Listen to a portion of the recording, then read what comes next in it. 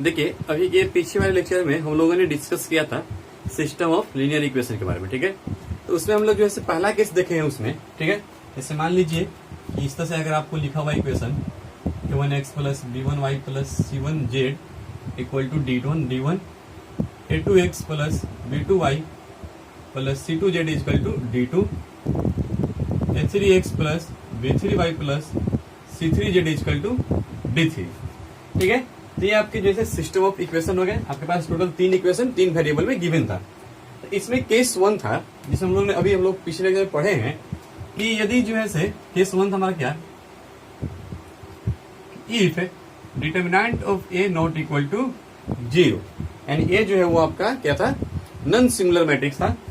ए क्या था, तो ए हमने एक बनाया था, हमारा एक मैट्रिक्स था ए, ठीक है। क्या था, a1 b1 c1 a2 b2 c2 a3 b3 c3, इसके कोफिशिएंट्स हैं। तो हमने जैसे यहाँ पे लिस्ट में लिखा था कि अगर मान लो कि डिटरमिनेंट ऑफ ए 0 नहीं है तो उस केस में हम लोग क्या कर रहे थे कि हम लोग x equal to A inverse b का फॉर्मूला यूज करके सॉल्यूशन निकाल रहे थे। क्या हो रहा था, इस केस में था यूनिक सॉल्यूशन था, ठीक है। अब हम लोग बात करते हैं केस 2 का, कि मान लो कि ए जो है उसका डिटरमिनेंट वैल्यू क्या है, 0 है। इसका मतलब ए क्या है, सिंगुलर मैट्रिक्स है, यानी जो हम लोग ए मैट्रिक्स बना रहे थे वो क्या है, सिंगुलर है। तो यदि मान लो अगर ए सिंगुलर हो जाएगा, ठीक है, मतलब उसकी डिटरमिनेंट वैल्यू क्या है, 0 है, तो इसमें 2 केस बनेगा, ठीक है। इस वाले में 2 केस बनेगा। पहला, adjoint of A into B अगर 0 नहीं हुआ, adjoint of A into B अगर मान लो 0 के इक्वल नहीं हुआ, तो इस केस में क्या हो जाएगा, नो सॉल्यूशन हो जाएगा। इस केस में कोई भी सॉल्यूशन नहीं निकलेगा। इसी में केस 2 में सेकेंड केस जो आपका है, अगर मान लो कि adjoint of A into B अगर इक्वल टू 0 हो गया, तो इस केस में होगा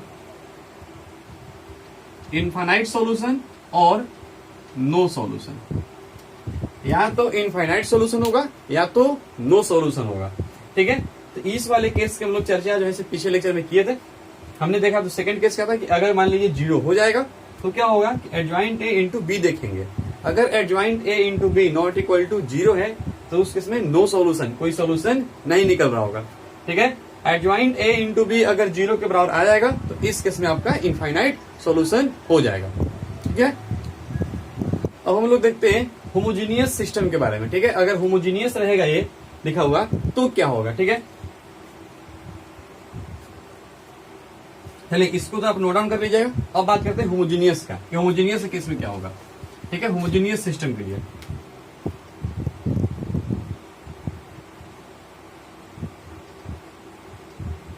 होमोजीनियस सिस्टम रहेगा तो क्या होगा, होमोजीनियस सिस्टम का मतलब है कि उस केस में जो आपका d1 d2 ये सब है ना, ये सब क्या हो जाते हैं, 0 हो जाते हैं,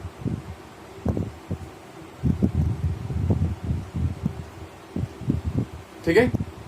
कहने का मतलब है कि अगर मैट्रिक्स बी इक्वल टू क्या हो जाए, 0। आपको पता है कि हमने मैट्रिक्स बी कैसे बनाया था पिछले वाले में। तो मैट्रिक्स बी में क्या था, हम लोगों ने ऐसे बनाया था कि d1 d2 और d3, यानी यहां से नंबर उठा करके हमने एक मैट्रिक्स बी बनाया था। तो होमोजीनियस में क्या है कि अगर आपका बी इक्वल टू 0 हो जाएगा तो उसको बोलेंगे होमोजीनियस मैट्रिक्स, ठीक है। मतलब नल मैट्रिक्स, अगर बी क्या हो जाए, नल मैट्रिक्स हो जाए, मतलब d1 d2 d3 तीनों क्या हो जाए, 0 हो जाए। अगर ये तीनों 0 रहेंगे तो बोलेंगे होमोजीनियस सिस्टम। तो होमोजीनियस सिस्टम रहेगा तो इसका सॉल्यूशन कैसे होगा, ठीक। चलो देखो ध्यान से, इसमें भी हम लोग 2 केस बनाएंगे। पहला केस, मान लो b इक्वल टू 0 है और डिटरमिनेंट ऑफ a मान लीजिए नॉट इक्वल टू 0 है। b तो 0 है पर determinant of a not equal to 0 है। इस केस में होगा यूनिक सॉल्यूशन, ठीक है, एक ही सॉल्यूशन होगा। और क्या होगा सॉल्यूशन वो, तो देखिए इसमें होता है ट्रिवियल सॉल्यूशन। क्या होगा, ट्रिवियल सॉल्यूशन। ट्रिवियल सॉल्यूशन का मतलब है कि जो मैट्रिक्स ए है वो क्या हो जाएगा, नल मैट्रिक्स हो जाएगा, ठीक है। मैं इसको मिटा दे रहा हूं। जो मैट्रिक्स एक्स था, मैट्रिक्स एक्स क्या था, तो अगर आपको याद है तो मैट्रिक्स एक्स था आपका एक्स वाई और ये जेड। तो मैट्रिक्स एक्स जो था उसकी वैल्यू क्या आ गया, 0, मतलब नल मैट्रिक्स आ गया। तो आप यहां से क्या लिख सकते हैं, एक्स वाई जेड तीनों क्या हो जाएगा, 0। That is X equal to Y equal to Z equal to आपका इस केस में 0 हो जाएगा, ठीक है। और सिर्फ और सिर्फ यही एक सॉल्यूशन आपको मिलेगा, ठीक है। ओनली वन सोल्यूशन मिलेगा, और इस सोल्यूशन को हम लोग कहते हैं ट्रिवियल सोल्यूशन। ठीक है, क्या होगा कि अगर b इक्वल टू मान लो 0 है, मतलब होमोजीनियस अगर इक्वेशन रहेगा, तो उस केस में अगर मान लीजिए कि डिटरमिनेंट ऑफ a भी 0 था, तो उस केस में क्या होगा कि ट्रिवियल सोल्यूशन मिलेगा, यानी x y z तीनों क्या हो जाएंगे, तीनों के तीनों 0 रहेंगे, ध्यान दीजिएगा। ठीक है, और दूसरी बात कि अगर मान लो कि determinant of a not equal to जो है 0 हो जाए, मान लीजिए कि डिटरमिनेंट ऑफ a क्या है, 0 है। अगर डिटरमिनेंट ऑफ a 0 होगा तो इस केस में क्या मिलेगा, infinite solution, infinitely many solution. इस केस में इनफाइनाइटली मेनी सोल्यूशन मिलेगा, ब्रैकेट में लिखते हैं इंक्लूडिंग ट्रिवियल सोल्यूशन। ठीक है, इस केस में अगर मान लो b equal to null matrix था और डिटरमिनेंट ऑफ a भी अगर 0 हो गया, तो इस केस में आपको इनफाइनाइट सोल्यूशन मिलेगा, इंक्लूडिंग ट्रिवियल सोल्यूशन। ठीक है, यानी ये वाला सोल्यूशन उसमें शामिल रहेगा, तो इसको हम लोग बोलते हैं non trivial solution. Non trivial solution हम लोग इसको जो है बोलते हैं। ठीक है, ध्यान रखिएगा इस चीज को।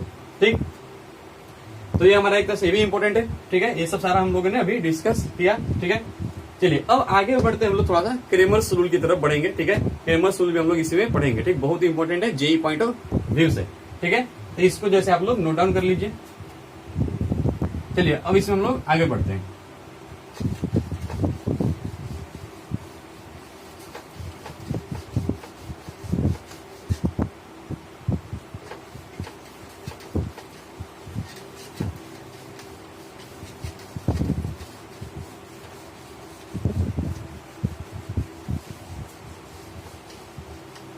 चलिए, ये सब लोग जो हम लोग पढ़ रहे थे वो था सिस्टम ऑफ इक्वेशन को हम लोग जैसे किस तरह से मैट्रिक्स के हेल्प से सोल्व कर सकते थे, वो हम लोगों ने पढ़ा।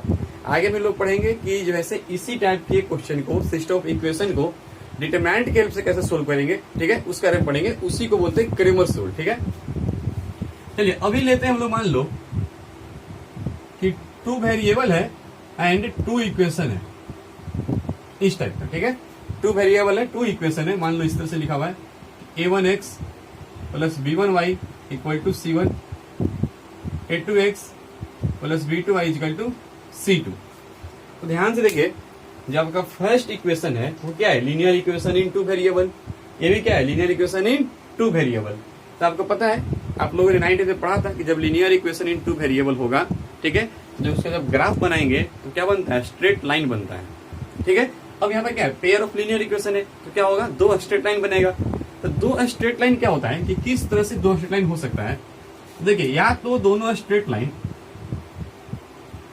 इंटरसेक्टिंग होगा, ठीक है, दोनों जैसे एक पॉइंट पे एक दूसरे को इंटरसेक्ट कर रहा होगा, तो या तो इंटरसेक्टिंग होगा, या तो दोनों स्ट्रेट लाइन पैरेलल होगा, नहीं, या तो दोनों स्ट्रेट लाइन जब ग्राफ बनाएंगे तो कोइंसिडेंट हो सकता है।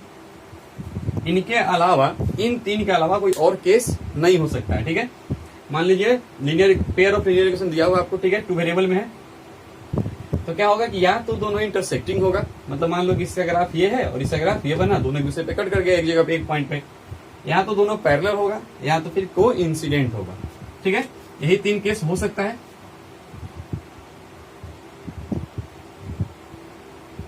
या तो इंटरसेक्टिंग लाइन होगा, ठीक है, या तो पैरेलल लाइन होगा, ठीक है, या फिर कोइंसिडेंट होगा। ठीक है, यही केस हो सकता है। ठीक, देखिए ध्यान से, अगर इंटरसेक्टिंग होगा, अगर जो है इंटरसेक्टिंग होगा, तो क्या होता है कि इनके बीच में एक रिलेशन बनता है, a1/a2 not equal to b1/b2। Clear है। अगर मान लीजिए पैरेलल होगा, तो क्या होगा कि a1/a2 equal to b1/b2 not equal to c1/c2। ये सब आप लोग 10th क्लास में भी आपको पढ़ाया गया होगा। कोइंसिडेंट लाइन होगा तो क्या होगा, कोइंसिडेंट मतलब क्या है कि दोनों जो है ना इक्वेशन वो एक ही लाइन को रिप्रेजेंट कर रहा है, कहो दोनों इक्वेशन सेम होता है। ठीक है, ये क्या हो जाएगा, a1/a2 equal to b1/b2 equal to c1/c2।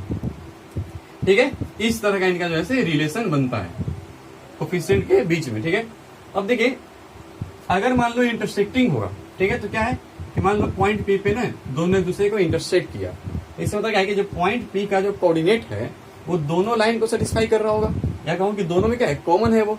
ठीक है, तो क्या करेगा, दोनों को सेटिस्फाई करेगा। इसका मतलब पी क्या है, एक कॉमन सॉल्यूशन है। ठीक है, दोनों में सॉल्यूशन हो जाएगा।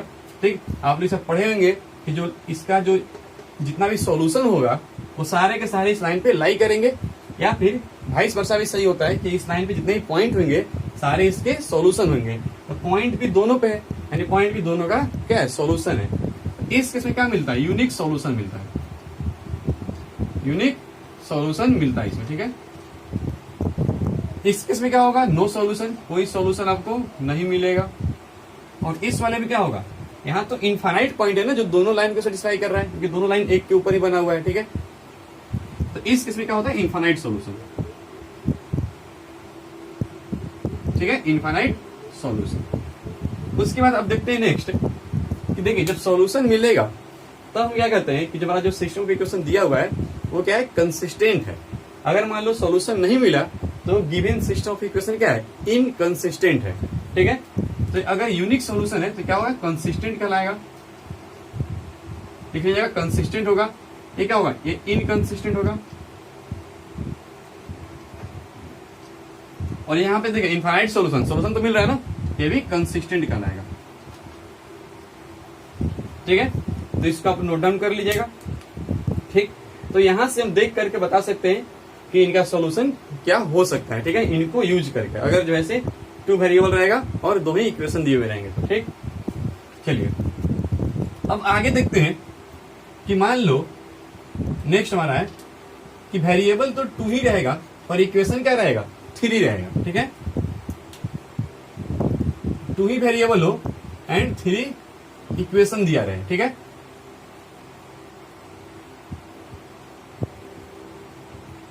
ठीक है, अब कैसे इनको सोल्व करेंगे। ठीक,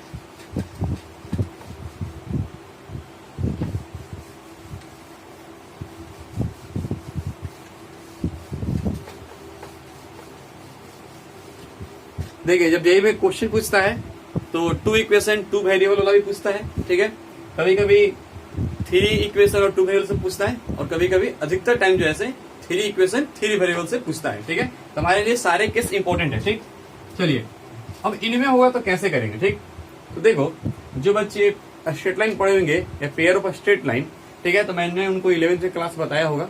या मान लो जो बच्चे नहीं पढ़े हैं तो जब मैं स्ट्रेट लाइन का वीडियो जब लेक्चर अपलोड करूंगा तो आप देखिएगा, उसमें क्या होता है कि अगर मान लो एक स्ट्रेट लाइन ये है, एक ये है और एक ये है, अगर तीनों स्ट्रेट लाइन एक पॉइंट से पास हो रहा है, ठीक है, तो क्या होता है कि इनका एक रिलेशन होता है कि A1 A2 A3 B1 B2 B3 और C1 इधर आएगा तो -C1 हो जाएगा, -C2 -C3। इनका डिटरमाइंड वैल्यू हमेशा क्या होगा, 0 होगा। अगर मान लीजिए आपके पास कितना है, टोटल 3 इक्वेशन दिया हुआ है, यानी टोटल इनका जो है जब ग्राफ बनाएगा तो टोटल 3 स्ट्रेट लाइन बनने वाला होगा।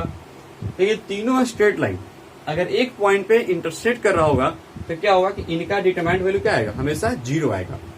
ठीक है, तो अगर मान लो इक्वेशन से दिया हुआ है, ठीक, हम लोग क्या करेंगे, हम लोग डिटरमाइंड बनाएंगे। अगर डिटरमाइंड वैल्यू 0 आ गया तो इससे मतलब क्या होगा, यूनिक सोल्यूशन मिलेगा। ठीक, अच्छा और देखिए ध्यान से कि अगर एक ही पॉइंट पर इंटरसेक्ट करेगा तो डिटरमाइंड वैल्यू 0 आएगा, पर वाइस वर्सा ट्रू नहीं है। अगर मान लीजिए कि डिटरमाइंड वैल्यू अगर 0 आ रहा है, ठीक है ना, तो कोई जरूरी नहीं कि लाइन जो है से वो तीनों लाइन जो है से एक ही पॉइंट पे कट कर रहा होगा। ठीक है, वाइस वर्सा सही नहीं होता है। अगर ये जो है सोचो ऐसे कि अगर ये तीनों लाइन एक ही पॉइंट पे इंटरसेक्ट करेगा तो डिटरमाइंड वैल्यू 0 तो होगा, ये फिक्स है। ठीक है, लेकिन यदि डिटरमाइंड वैल्यू 0 है तो कोई जरूरी नहीं होगा कि ये तीनों जो है एक ही पॉइंट पर इंटरसेक्ट कर रहा होगा, मतलब वाइस वर्सा ट्रू नहीं है। ठीक है, लेकिन अगर एक ही पॉइंट पे कट करेगा तो डिटरमाइंड वैल्यू 0 होगा ही होगा। ठीक है, और इस केस में क्या होगा, यूनिक सॉल्यूशन होगा। इसको आप नोट डाउन कर लीजिएगा। ठीक, अब ये देखो कि मान लो जो है अगर एक ही पॉइंट पे नहीं कट कर रहा होगा तो फिर कैसे सोल्व करेंगे, तब फिर क्या बताएंगे कि कब नो सोल्यूशन होगा, कब जैसे इनफाइनाइट सोल्यूशन होगा। ठीक है, तो अब देखो अगर मान लो कि ये तीनों हम लोगों ने डिटरमाइंड निकाला और 0 नहीं आया, तो इससे तो क्या है, वो जो है एक पॉइंट पे कट तो नहीं कर रहा होगा। ठीक है, तो देखिए ध्यान से, उस केस में क्या करेंगे, सबसे पहले हम चेक करेंगे कि इनमें कोई भी 2 लाइन पैरेलल है कि नहीं है। मतलब कोई भी हम 2 इक्वेशन को उठाएंगे और देखेंगे क्या वो दोनों पैरेलल है क्या, चेक करेंगे। कैसे मालूम चलेगा पैरेलल है? A1/A2 equal to B1/B2 not equal to C1/C2। अगर मान लीजिए कोई भी दो लाइन अगर पैरेलल हो गया तब तो फिर तो नो सोल्यूशन हो जाएगा। ठीक है, मान लो दो का ऐसे पैरेलल हो गया और तीसरा ऐसे पास हो रहा होगा तो कोई सोल्यूशन नहीं मिलेगा। तो सबसे पहले चेक करेंगे कि क्या कोई भी दो लाइन पैरेलल है क्या। अगर मान लीजिए कोई भी दो पैरेलल हो गया तब तो नो सोल्यूशन। ठीक है, उसके बाद ये चेक करेंगे अगर मान लो पैरेलल नहीं रहा तो फिर ये देखेंगे कि क्या कोई भी दो लाइन कोइंसिडेंट लाइन है क्या। अगर मान लीजिए कोइंसिडेंट रहा कोई भी दो, ठीक है, मान लो कि ये और ये इक्वेशन दोनों जैसा सेम टू सेम लिखा हुआ है, क्या हो जाएगा? कोइंसिडेंट बनेगा। तो अगर ये दोनों कोइंसिडेंट है तो इन दोनों में से कोई भी एक इक्वेशन को आप उठाइए, कोई भी आप एक इक्वेशन को लीजिए, ठीक है, और उसको थर्ड के साथ में सोल्व कर लीजिए। ठीक है, थर्ड के साथ में सोल्व कर लीजिए। अगर जो आपका जो पॉइंट ऑफ इंटरसेक्शन निकल के आएगा वो आपका सोल्यूशन इस तरह से हो जाएगा। मान लो कि एक लाइन ये था, जब इसका लाइन बनाया तो भी यही हो गया। तब इन दोनों में से किसी भी एक को आप उठाइए और उसको थर्ड के साथ में सोल्व कर लीजिए, वहां से आपका आंसर मिल जाएगा।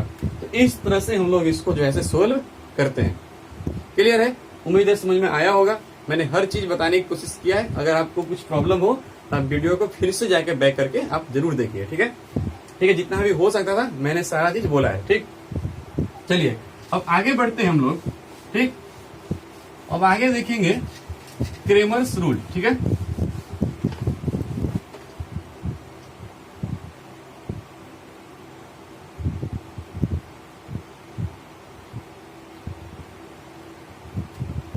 अब देखेंगे हम लोग क्रेमर्स रूल के बारे में। ठीक है, क्रेमर्स रूल क्या होता है? ठीक है, देखिए मान लीजिए आपके पास टोटल ऐसे A1x plus B1y plus C1z equal to D1, A2x plus B2y plus C2z equal to D2,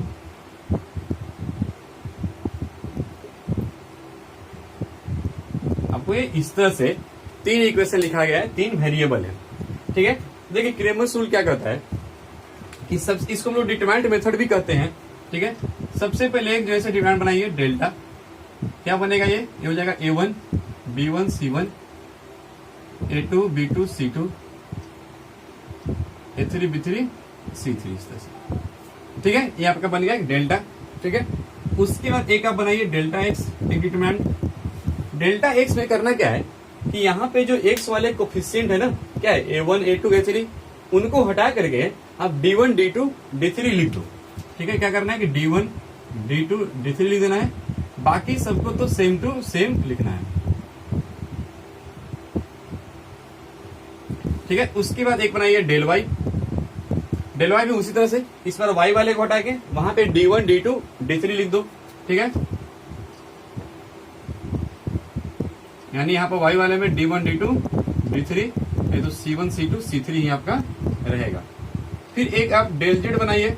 del Z में क्या करेंगे कि इस बार जेड वाले कोफिशिएंट को यानी C1 C2 C3 को हटा करके D1 यहाँ से D1 D2 D3 रख देंगे। ठीक है, यानी यहाँ पे हो जाएगा A1 A2 A3 B1 B2 B3 और ये D1 D2 और ये D3।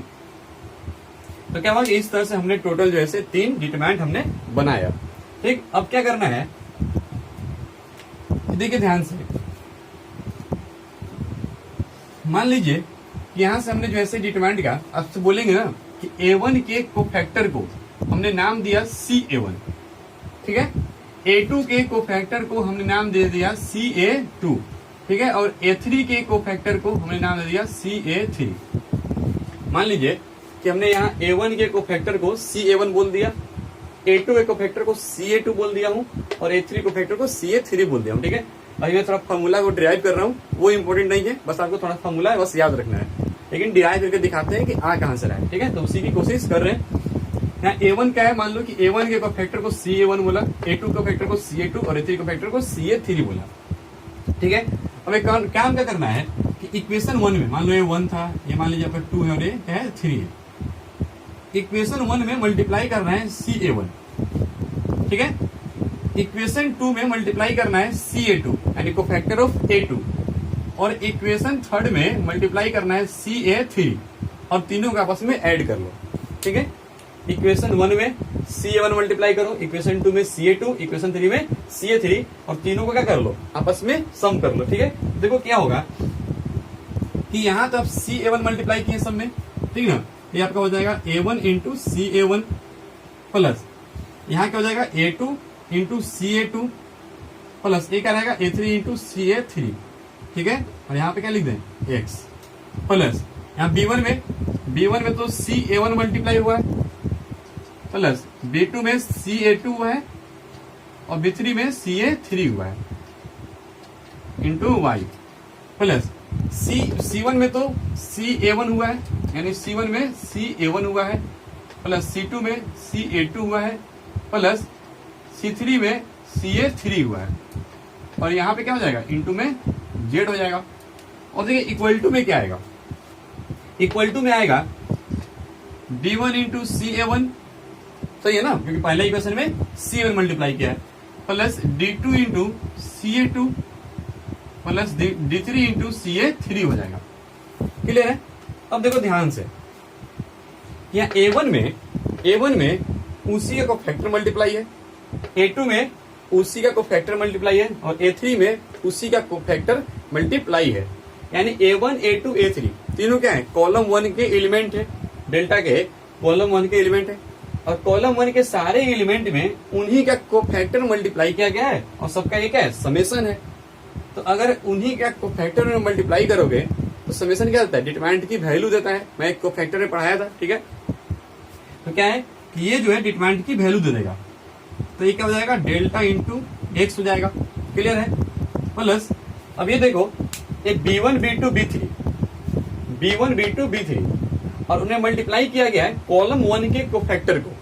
B1 में CA1, B2 में CA2 है और B3 में CA3 है, यानी एलिमेंट तो कॉलम 2 के हैं पर उनमें कोफैक्टर कॉलम 1 का है, तो इनका जो इंटू करके जो समेशन होगा वो क्या देगा, 0 दे देगा। उसी तरह से यहाँ पे C1 C2 C3 कॉलम 3 के एलिमेंट है और मल्टीप्लाई उनमें किया गया है कोफैक्टर कॉलम 1 का, तो इनका समेशन क्या देगा, वो भी 0 देगा। ठीक है, प्रॉपर्टी में कोफैक्टर्स में पढ़ाया हूं, ठीक है, प्लस। ठीक है, सॉरी अब देखो यहाँ पे इक्वल टू भी क्या आएगा, तो लिखा हुआ है D1 into CA1, D2 into CA2 और D3 इंटू CA3 लिखा हुआ है। ठीक है, अब देखिए यहाँ पे कि आपसे बोलेंगे ना कि बताओ CA1 यानी A1 का कोफैक्टर क्या आएगा, तो A1 का कोफैक्टर आएगा दिस इंटू दिस, यानी B2 into C3 minus C3 ये C2 होगा। ठीक है, सॉरी ये आपका C2 होगा, ठीक ना, देखिए B2 into C3 minus C2 into ये आपका B3 हो जाएगा। यही तो होगा ना CA1, मतलब cofactor of A1 D2 into C3 minus C2 into B3 हो जाएगा।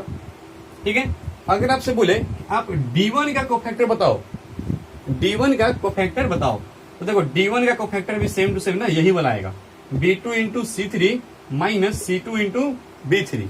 इसका मतलब है कि D1 में जो CA1 मल्टीप्लाई है, तो क्या है, हमने बोला कि A1 का कोफैक्टर और D1 का कोफैक्टर दोनों क्या है, सेम टू सेम है। उसी तरह से A2 का कोफैक्टर, ठीक है, इसका जो कोफैक्टर होगा और जो D2 का कोफैक्टर होगा वो भी सेम टू सेम होगा। जो A3 का कोफैक्टर है और जो D3 कोफैक्टर है वो भी क्या होगा, सेम टू सेम होगा। तो देखिए ध्यान से, यहाँ पर D1 D2 D3 तीनों क्या है, डेल्टा एक्स के कॉलम 1 के एलिमेंट है और उनमें जो है उन्हीं का कोफैक्टर क्या किया गया है, मल्टीप्लाई किया गया है। इसका मतलब ये भी क्या देगा, जो है इनका जो समेशन वो क्या देगा, इस डिटरमिनेंट की वैल्यू दे देगा, क्योंकि D1 D2 D3 कॉलम 1 के इसके एलिमेंट है सारे और उनमें जो है उसी का कोफैक्टर मल्टीप्लाई किया गया है, क्या देगा, डिटरमिनेंट की वैल्यू दे देगा। यानी ये यहां से दे देगा डेल्टा एक्स की वैल्यू, यानी यहां से हमें एक मिला delta X is equal to del X, delta into X into del X मिला। सिमिलरली इसी तरह से आपको क्या मिलेगा कि del into Y is equal to delta Y और एक और मिलेगा del into Z is equal to delta Z मिलेगा। ठीक है, आप लोग इसको थोड़ा नोट कर लीजिए, मैं सिमिलरली लिख दिया हूं, एक बंदे दिखाया कि कैसे आएगा, बाकी सब सेम टू सेम इसी तरह से आ जाएगा। ठीक है, ये दोनों भी मैं इनको थोड़ा ऊपर लिख देता हूं। ठीक है, चलिए इन सबको मिटा रहा हूं, आप लोग थोड़ा जगह नहीं है, स्पेस की कमी है, तो थोड़ा सा मिटा के मैं फिर से स्टार्ट करता हूं। ठीक है, चलिए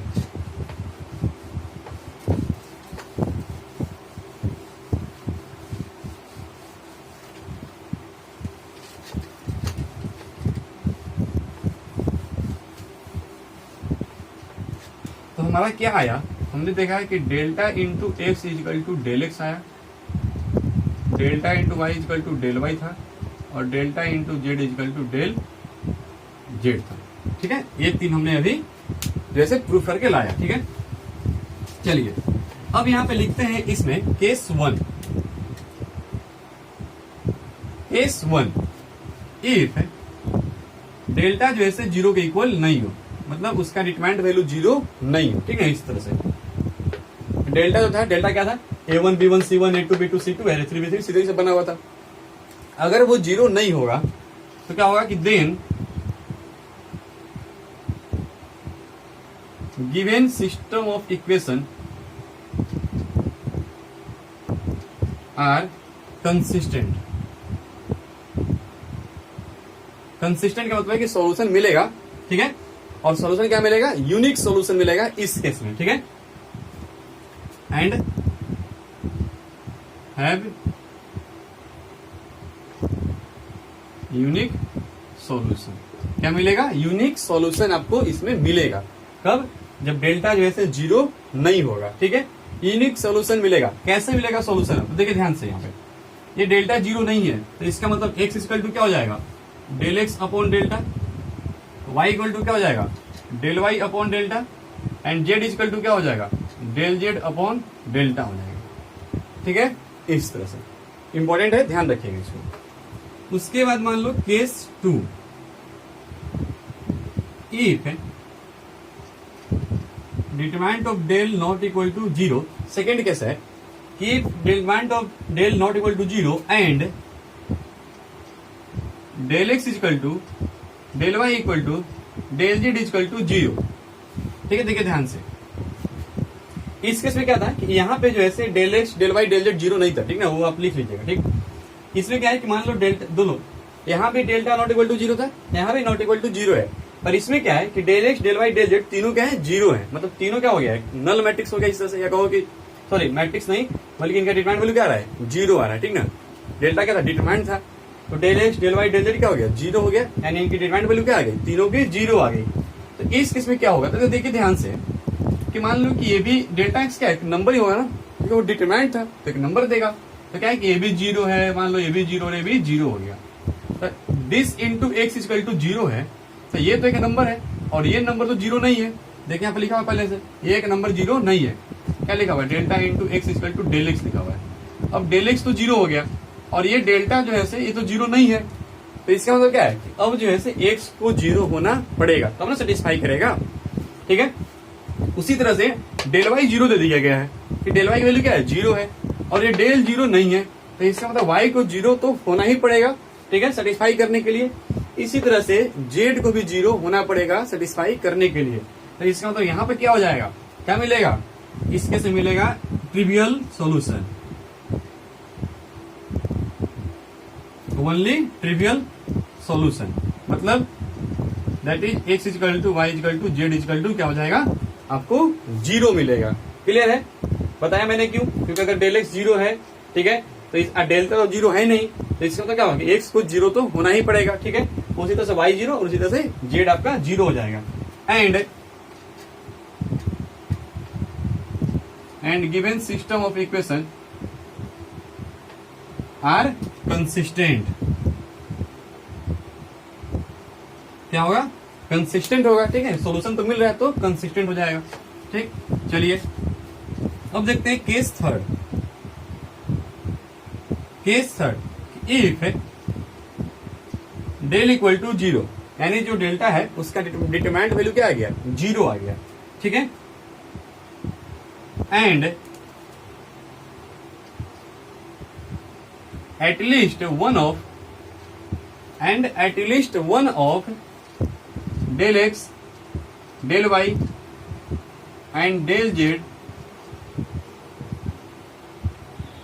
आर नॉट जीरो। देखिए ध्यान से, केस थर्ड है कि अगर मान लो डेल्टा जीरो है एंड एटलीस्ट वन ऑफ, कम से कम delta x delta y delta z में से कोई भी एक कम से कम नॉट जीरो है, यानी उनकी वैल्यू कम से कम तीनों में से किसी एक की जीरो नहीं है, देन क्या होगा, नो सॉल्यूशन। इस केस में कोई भी सॉल्यूशन नहीं होगा।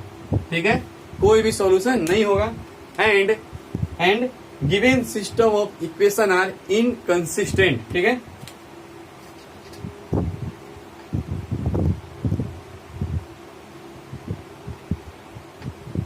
इक्वेशन आर इनकंसिस्टेंट, ठीक है, आप लिख लीजिएगा।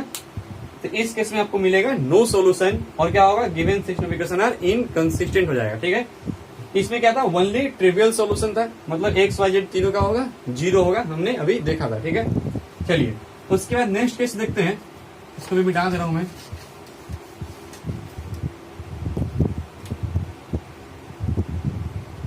केस 4, ठीक है, केस 4। केस फिर क्या होगा, if del equal to del X equal to del Y equal to Z equal to zero हो जाए। कहने का मतलब है कि इस बार जैसे सबके सब जीरो है, डिटरमाइंड भी जीरो था, ठीक है, डेल्टा की वैल्यू भी जीरो है, del x del Y Z L तीनों के तीनों सब क्या है, चारों आपके टोटल जीरो हो जाए, ठीक है ना, सबकी वैल्यू क्या हो जाए, जीरो हो जाए। तो इस केस में क्या होगा, आइदर नो सॉल्यूशन और इनफाइनाइट सॉल्यूशन,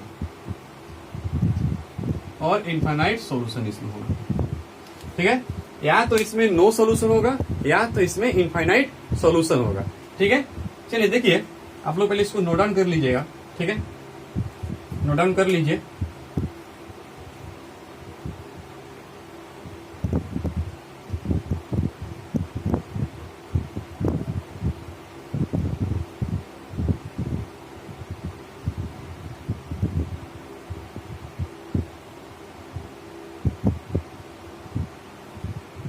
चलिए, जब लीनियर इक्वेशन लिखा हुआ था, जब टू ही वेरिएबल था, तब तो क्या था, तब तो वो स्ट्रेट लाइन को रिप्रेजेंट कर रहा था, नहीं, जब टू वेरिएबल में था तब स्ट्रेट लाइन को रिप्रेजेंट कर रहा था। लेकिन अब क्या है, थ्री जो है वेरिएबल है, एक्स वाई जेड है। अब क्या है कि अब जो ये है ना, ये जो इक्वेशन लिखा हुआ है, ये सब किसको रिप्रेजेंट करेंगे, ये सब प्लेन को रिप्रेजेंट करते हैं। एक चैप्टर आप पढ़ेंगे 12th में, ठीक है, 3D एंड प्लेन, ठीक है। तो अब क्या है कि ये सब सारे प्लेन को रिप्रेजेंट करते हैं, ठीक है। तो हमने कहा कि अगर मान लो del equal to del x to del Y del z सब क्या है, जीरो हो जाए, तो इस केस में क्या होगा, या तो जो है नो सॉल्यूशन मिलेगा और इनफाइनाइट सॉल्यूशन मिलेगा, ठीक है, दोनों मिल सकता है। तो देखिए ध्यान से, इसमें क्या करेंगे, तो देखो जैसे स्ट्रेट लाइन वाले में क्या था कि अगर a1 upon a2 equal to b1 upon b2 not equal to c1 upon c2 था, तो क्या था, लाइन पैरेलल था। तो इसमें क्या हो जाएगा, a1 upon a2 equal to b1 upon b2 equal to c1 upon c2 not equal to d1 upon d2 हो जाएगा। तो क्या होगा कि प्लेन जो है से पैरेलल हो जाएगा। तो हम क्या करेंगे कि हम किसी भी दो प्लेन को पहले इक्वेशन को उठाएंगे, ऐसे वाले में जहां मान लो सब जीरो हो रहेंगे, तो उसमें हम किसी भी दो को पहले उठाएंगे और देखेंगे कि क्या ये दोनों पैरेलल है क्या। अगर मान लो पैरेलल होगा तब तो नो सॉल्यूशन हो जाएगा उस केस में, ठीक है। अगर मान लीजिए कि पैरेलल नहीं रहा, तो पैरेलल नहीं रहा तो फिर हम लोग क्या करेंगे, हम लोग उसको सोल्व करने की कोशिश थोड़ा करेंगे। देखिए किस तरह से, कि अगर मान लो कि अगर पैरेलल रहा तब तो हो जाएगा, मान लो एक प्लेन ये हो गया, एक प्लेन आपका ये और एक प्लेन ये हो गया, दोनों प्लेन क्या है, पैरेलल है। अब तीसरा प्लेन कैसे भी हो क्या होगा, नो सॉल्यूशन हो जाएगा, ठीक है। उसके बाद अगर मान लो कि पैरेलल नहीं रहा, अगर पैरेलल नहीं रहा तो क्या करेंगे कि पहले तो दो चेक करेंगे कि कोई भी दो प्लेन कोइंसिडेंट प्लेन तो नहीं है, मतलब क्या है कि कोई भी दो इक्वेशन एक ही प्लेन को तो रिप्रेजेंट नहीं कर रहा है, ठीक है। अगर मान लो कि a1 upon a2 equal to b1 upon b2 equal to c1 upon c2 equal to d1 upon d2 रह गया, तो इस केस में क्या होगा कि जो प्लेन होगा ना वो कोइंसिडेंट प्लेन होगा, ठीक है, यानी दोनों इक्वेशन एक ही प्लेन को रिप्रेजेंट कर रहा होगा, यानी एक प्लेन के ऊपर एक और ऐसे प्लेन है, ठीक है। तो क्या होगा इस केस में, क्या होगा, उन दोनों प्लेन के बीच में तो इनफाइनाइट सॉल्यूशन हो रहा होगा, ठीक। तो उसको इक्वेशन को उठाएंगे और तीसरे के साथ उसको हम लोग सोल्व कर लेंगे, ठीक है। तो वहां से हमें मालूम चलेगा जो है मेनी सॉल्यूशन आने वाला है कि क्या है, ठीक है, इस तरह से, ठीक। तो देखिए इनको आप नोट कर लीजिए, ठीक है। आगे हम लोग जो है इसमें क्वेश्चन करते हैं कुछ, ठीक ना, क्वेश्चन सोल्व करेंगे तो हमारा जो है और भी कॉन्सेप्ट अच्छे से क्लियर होगा, ठीक है। चलिए कुछ अब क्वेश्चन देख लेते हैं, ठीक।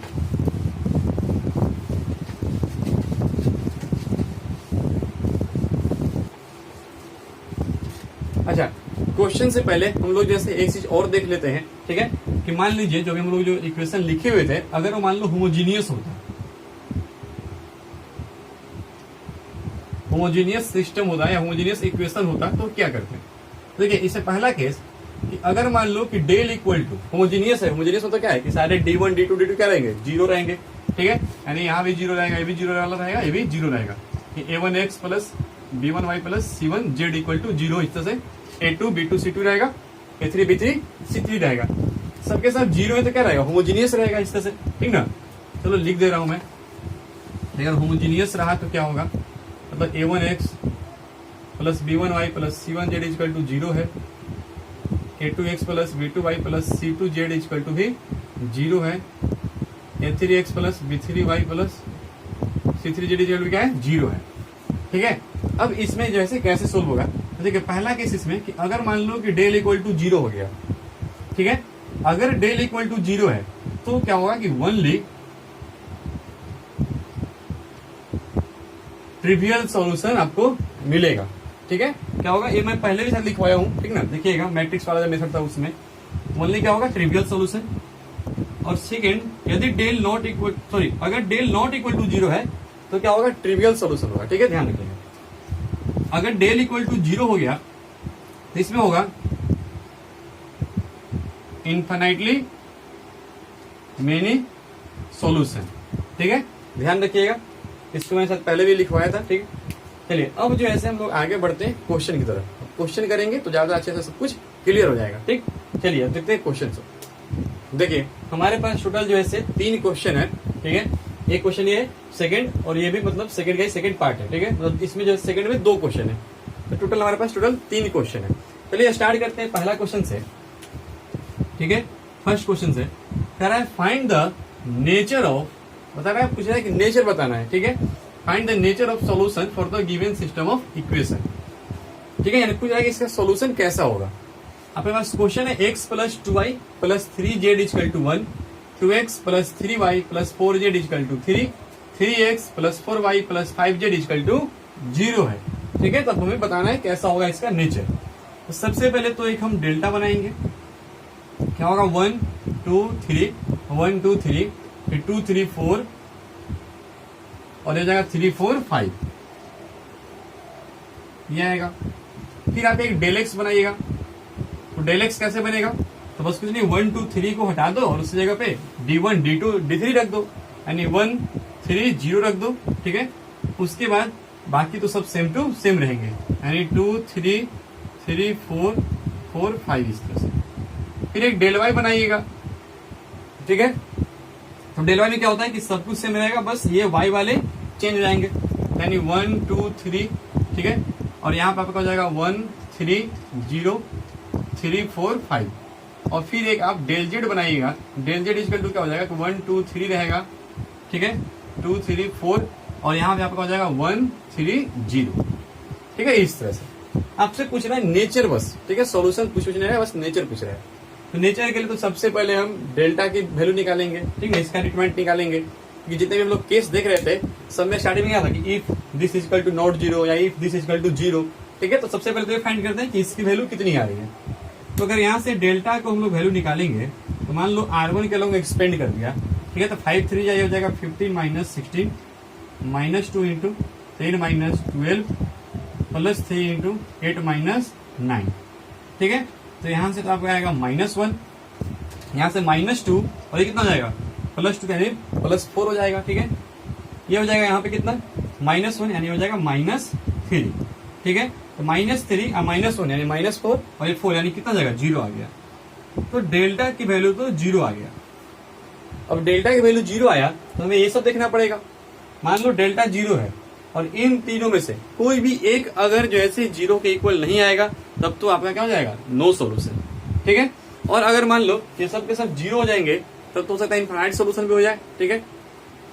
चलिए देखते हैं। अब यहाँ पे हम लोग डेल्टा एक्स की वैल्यू निकालते हैं। जब डेल्टा एक्स की जब डिफाइंड वैल्यू निकालिएगा तो इसको मान लो हम लोग C1 के लोग एक्सपेंड कर दे रहे हैं, क्योंकि यहाँ पे आपको एक 0 दिख रहा है। तो चलो C1 के लोग एक्सपेंड करेंगे, दिस हो जाएगा कि -3 इंटू ये हो जाएगा, ठीक है। आगे तो सब 0 ही रहेगा। तो यहां से क्या आएगा 15 माइनस 16 यानी -1 हो जाएगा, ठीक है। 10 माइनस 12 यानी -2 ये हो जाएगा +6। यानी यहाँ से जो डेल्टा एक्स है उसकी वैल्यू कितनी आएगी, 5 आएगी। यानी देखो ध्यान से कि डेल्टा एक्स क्या आ गया, 5 आ गया। इसका मतलब क्या है कि delta X not equal to 0 है। देखिए ध्यान से, ठीक है। तो एक हमने केस पढ़ा था कि यदि डेल इक्वल टू 0 हो जाए और delta x, delta y, delta z इन तीनों में से अगर एटलीस्ट कोई भी एक 0 के इक्वल नहीं है तो क्या होगा कि नो सॉल्यूशन हो जाएगा। ठीक है, हम लोगों ने देखा था कैसे। ठीक है, तो यहाँ पे क्या हो जाएगा, इसमें जो है से आपका नो सॉल्यूशन हो जाएगा। ठीक, ये 0 है और एक आगे हम लोग को जरूरत ही नहीं फाइंड करने का। ठीक ना, मान लो तो ये दोनों 0 पे रह भी गया तो भी नो सॉल्यूशन, मान लो ये 0 नहीं रहा तो भी जो है नो ही सॉल्यूशन होगा। ठीक ना, एटलीस्ट एक हमें चाहिए था, हमें डेल्टा एक्स क्या हो गया, 0 के इक्वल नहीं आ रहा है, तो यहाँ पे नो सॉल्यूशन। ठीक है, पहले वाले का जो नेचर होगा वो क्या हो जाएगा, नो सॉल्यूशन। ठीक है, चलिए अब देखते हैं सेकेंड क्वेश्चन।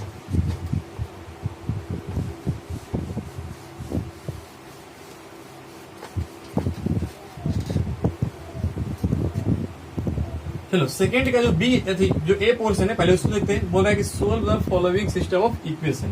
तो पहले तो इसमें डेल बना लो। डेल क्या होगा, 1 1 1, ठीक है, फिर 2 2 2 और क्या हो जाएगा 3 3 3 हो जाएगा। ठीक है, इस तरह से। अब देखो जैसे यहाँ मुझे लग रहा है, देखिए यहाँ पे क्या है, ठीक है, प्रोपोर्शनल है। R1 जो है से ऐसे कर लो कि C1 C2 क्या है, आइडेंटिकल है, या C1 C3 क्या है, आइडेंटिकल है, या C2 C3 क्या है, आइडेंटिकल है। तो इसकी डिटरमाइंड वैल्यू तो 0 हो जाएगी। नहीं, यहाँ से देखिए ध्यान से, मैंने आपको बोला था क्या कि प्लेन में क्या होता है कि A1 upon A2 equal to B1 upon B2 equal to C1 upon C2 और not equal to D1 upon D2 हो जाए तो ये क्या होगा कि ये दोनों प्लेन पैरेलल होगा। ठीक है, एक प्लेन ऐसे हो गया और एक मान लो एक प्लेन में ऐसे हो गया, पैरेलल हो गया। ठीक है, प्लेन क्या हो गया, ये दोनों प्लेन पैरेलल हो जाता है। ठीक, तो क्या है कि यहाँ पे अगर पैरेलल है तो नो सॉल्यूशन। ठीक है, तो हमें कुछ दिख रहा है कि ये जो है से पैरेलल ही है, क्योंकि A1 upon A2 B1 upon B2 C1 upon C2 not equal to D1 upon D2 आएगा। ठीक है, ये सारे 1/2 होंगे और ये क्या होगा 5/7 हो जाएगा। तो क्या होगा, यहाँ पे नो सॉल्यूशन आपका आने वाला होगा। चलिए ठीक है, मैं तो ऐसे बता दिया, बाकी हम लोग इसको डिटरमाइंड के मेथड से देख लेते हैं। यहाँ पर हम लोग लिखते हैं डेल एक्स। तो डेल एक्स में क्या होगा 5 7 6 हो जाएगा, यहाँ पे 5 7 6 और ये कितना रहेगा 1 2 3 1 2 3। ठीक है, इस तरह से क्लियर है। चलो अब एक हम लोग जैसे डेल वाई देखते हैं। डेल वाई में क्या रहेगा, चलिए डेल वाई कर रहा है कि ये जो है आपका 1 2 3 रहेगा, 1 2 3 रहेगा। ठीक है, अब जैसे वाई वाला हटा करके हम 5 7 6 लिख देंगे, 5 7 6 और ये 1 2 3 ही रहेगा। ठीक है, चलिए उसके बाद आप एक डेल जेड लिखिएगा।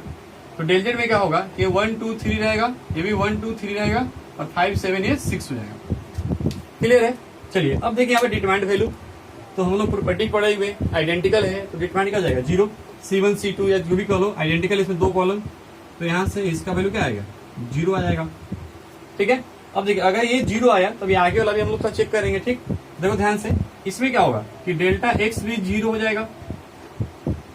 नहीं, क्योंकि देखो ना C2 C3 क्या आइडेंटिकल है, डेल्टा वाई भी आपका 0 हो जाएगा क्योंकि C1 C3 आइडेंटिकल है और डेल्टा जेड की वैल्यू भी क्या आएगी 0 आएगी क्योंकि C1 C2 आइडेंटिकल है।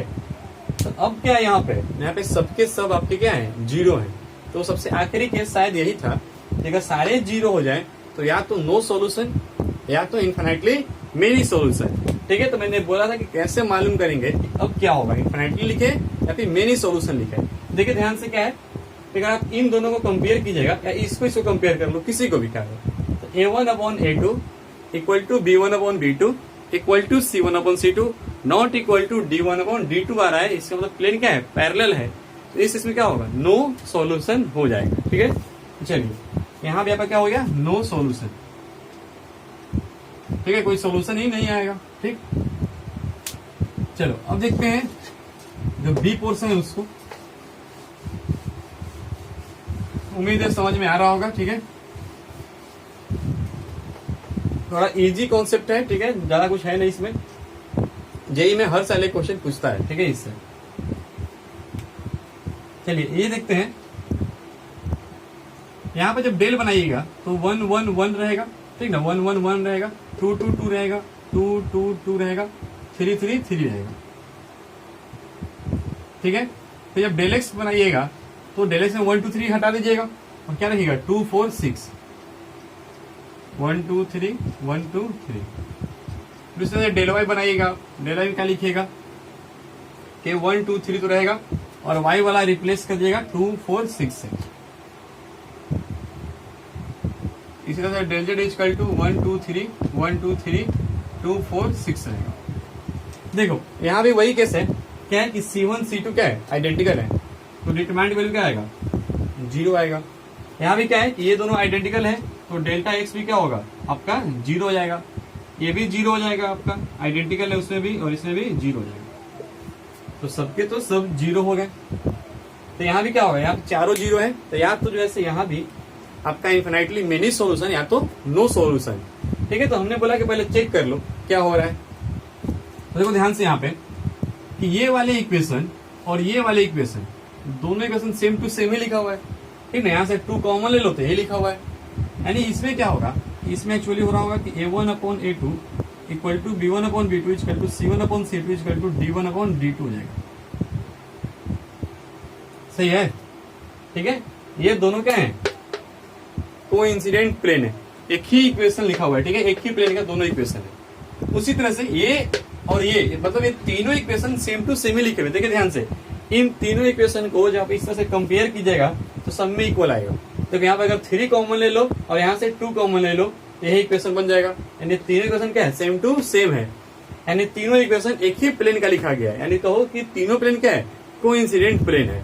जब तीनों प्लेन कोइंसिडेंट है तब तो क्या होगा, इनफाइनाइट सोल्यूशन हो जाएगा, क्योंकि इनफाइनाइट पॉइंट कॉमन है उनमें। तो यहाँ पे क्या होगा, इनफाइनाइटली मेनी सोल्यूशन। तो यहाँ पे आपका हो जाएगा मेनी सॉल्यूशन, ठीक है, इनफाइनाइटली मेनी सॉल्यूशन, ठीक है। उम्मीद है आपको समझ में आया होगा। हर चीज को मैंने बताने की कोशिश किया है, हर छोटी से छोटी चीज को इसमें मैंने सब चीज वो बताया अच्छे से। अगर आप कोई भी कुछ दिक्कत है तो आप जैसे दोबारा पढ़ो वीडियो को, दोबारा शुरू से देखो वीडियो, ठीक है, तब फिर अच्छे से समझ में आएगा। बहुत सारी चीजें आपने मिस कर दिया होगा, तो हो सकता है कुछ समझ में ना आ रहा होगा, पीछे से जाकर एक बार पूरा फिर से देखिए, ठीक है। चलिए हम लोग अगले लेक्चर में मिलेंगे कुछ IIT JEE के प्रीवियस ईयर के क्वेश्चन के साथ में, ठीक है। Thank you.